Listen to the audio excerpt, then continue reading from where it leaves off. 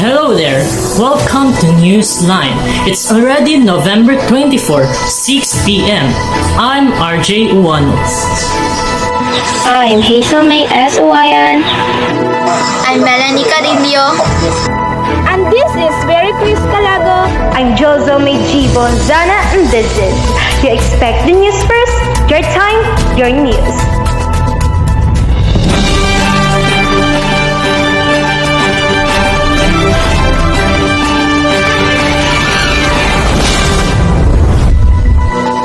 Pandemic, climate change and conflict fuel sharp rise in global hunger.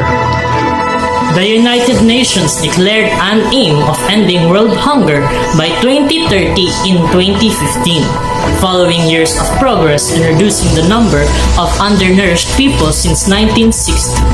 Obtaining zero hunger by 2030 appeared to be an achievable goal for international community. However, the struggle against the hunger has gone dangerously off path. What can you say about that? Yes, you are right about that. And according to a report by humanitarian organizations, the economic impact from the pandemic, climate change, and armed conflict has caused a dramatic increase in the number of people going hungry around the world for over the last 2 years. It is apparent that development is slowing or possibly reversing. These indicators indicate long-term effects of hunger in population health and the physical, mental, and cognitive development of the children. One of the reasons Africa has increased level of hunger, according to Joe Mazinga, a spokesperson for ESAFF, a network of small-scale farmers in Eastern and Southern Africa, is a lack of preparedness for climate change issues. One of the most serious concerns we face is the loss of biodiversity and push for every specialized short of crops, such as maize in South and East Africa, because maize requires a lot of water to thrive. A lack of rain soon leads to a food crisis. Have you heard about FAO's press release last night? Yes, and according to them, supply chain breakdown and limitation aim at containing the spread of COVID-19 also caused consumer price to rise, while producer price fell, reducing food security for the urban and rural poor. Add to that the fact that epidemic curfews in several African and Asian countries unwittingly result in a food losses, since drivers who regularly transport the fresh produce during the cooler nighttime hours were no longer able to do so. Alright, let's move on to our next news. Manila's new white sand ghost is a threat to marine life. Meanwhile, authorities in the Philippines have been reprimanded for their latest efforts to clean up Manila Bay, one of the country's most contaminated bodies of water, after truckloads of white sand were deposited along the beach at the end of August. Yes, Mayor Francisco Esco Moreno uploaded what he called long-awaited rehabilitation initiative. But the artificial sand crushed dolomite rocks from a quarry in Cebu province in the center Philippines sparked criticism from environmentalists and government authorities. I think it's a common reaction for the natives since we have a higher demand compared to this project. This project, in my opinion, is out of date. This will be a taxpayers' money.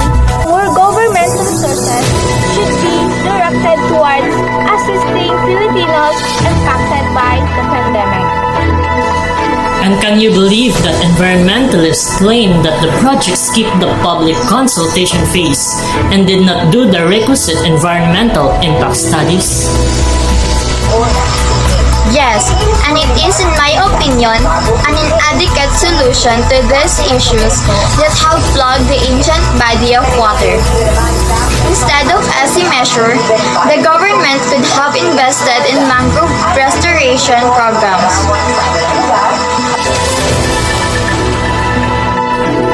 Furthermore, in safeguarding Manila Bay and all habitats, DENR must consider long-term consequences rather than short-term measures. For the sake of environment and the people, we require a healthy, repaired Manila Bay.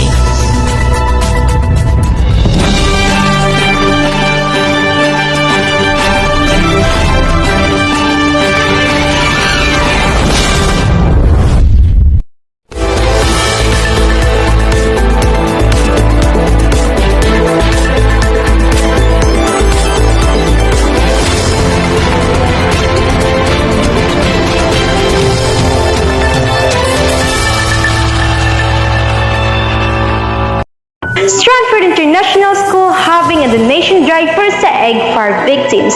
Generals in the city, Philippines to be able to help the victims of recent calamities.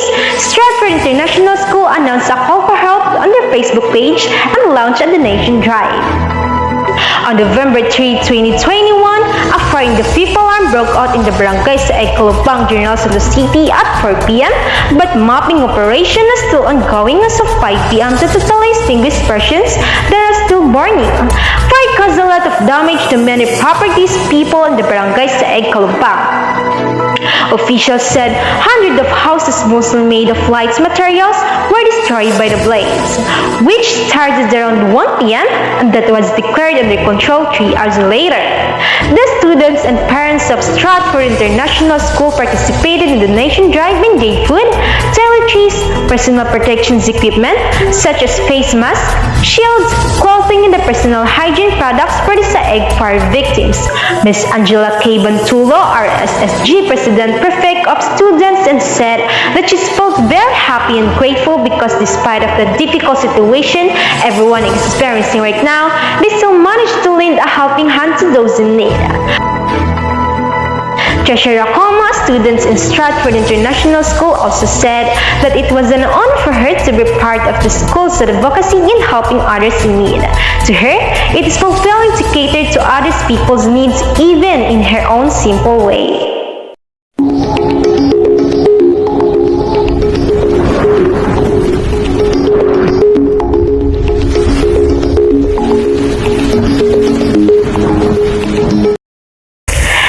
For our weather forecast, November 14, 2021, weather today in General Santos City, Philippines is going to be heavy rain with a maximum temperature of 31 Celsius and minimum temperature of 24 Celsius. Expected precipitation falling in 24.80 mm. And that's our weather for today. Again, I'm Joselme G. Valenzuela reporting, and this is You Expect the News First, your time, your news.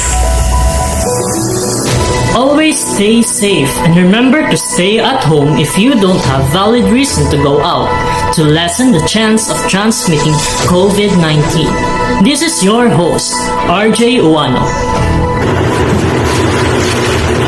Thank you so much. I think that would be all for today's news.